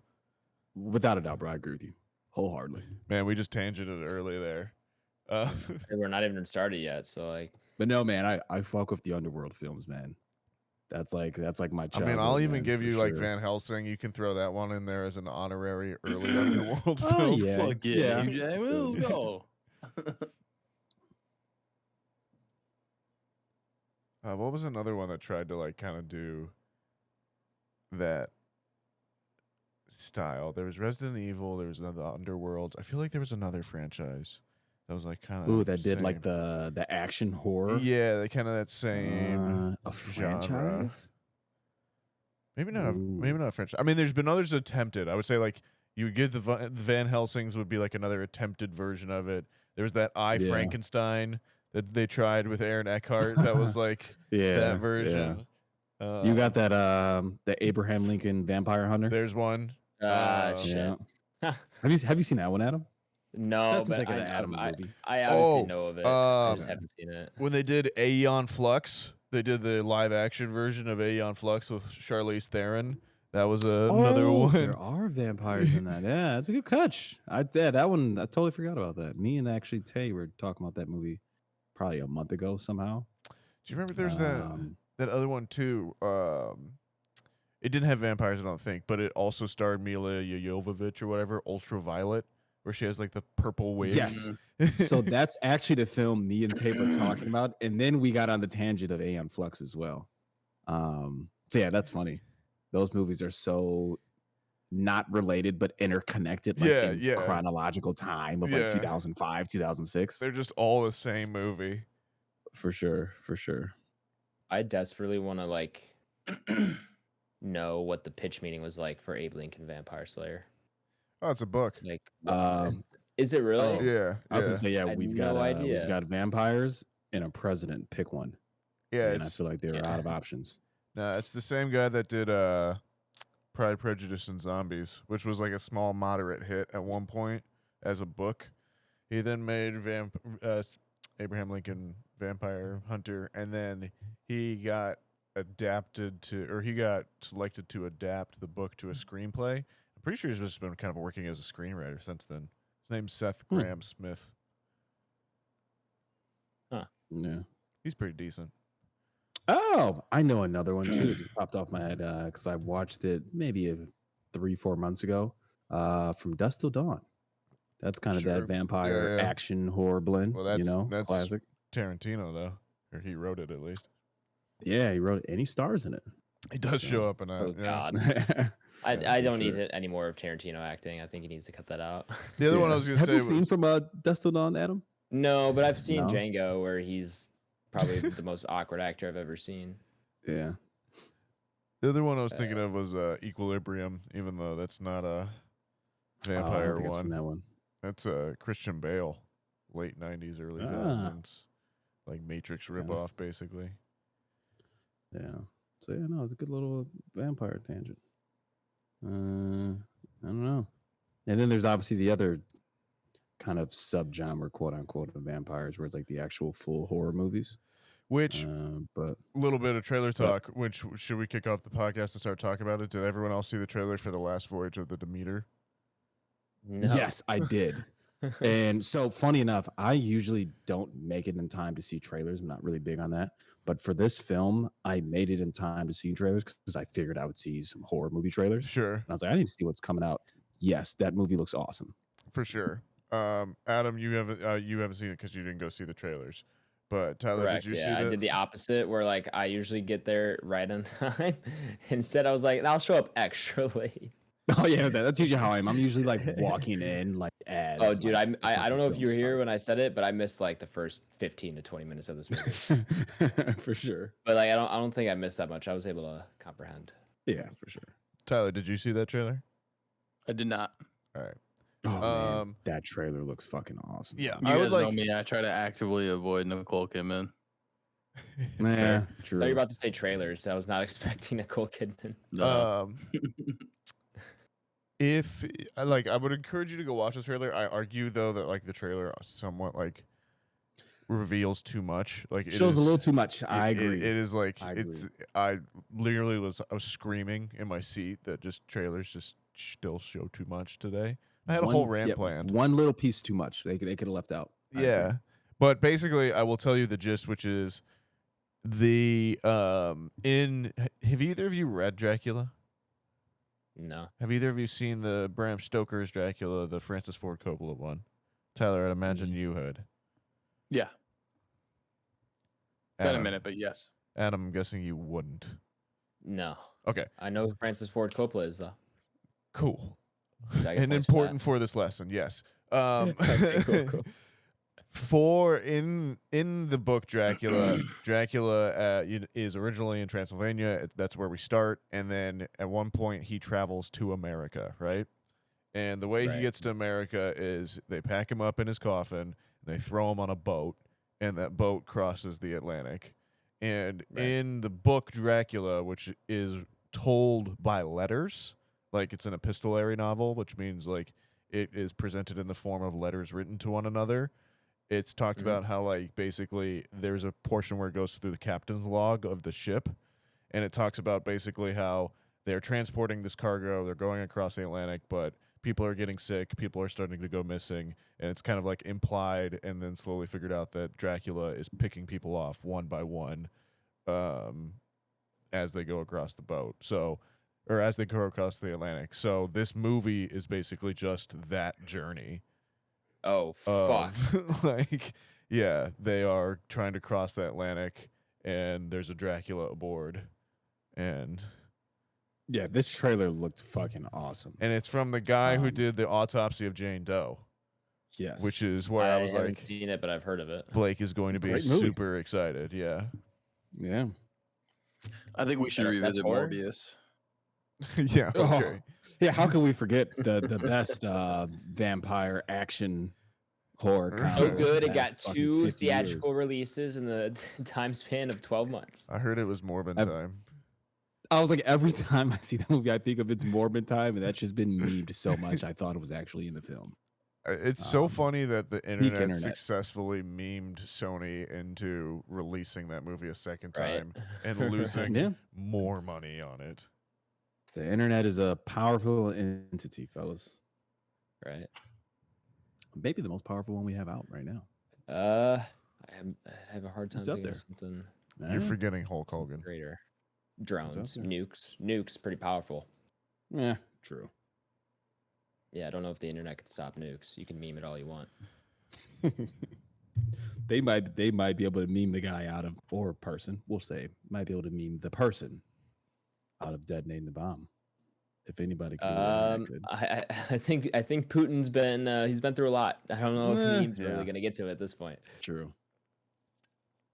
And Maybe Kim he Jong just hasn't Un, found the right internet troll yet, you know? right. There's somebody for everybody. Yeah, true. Someone could really get to him.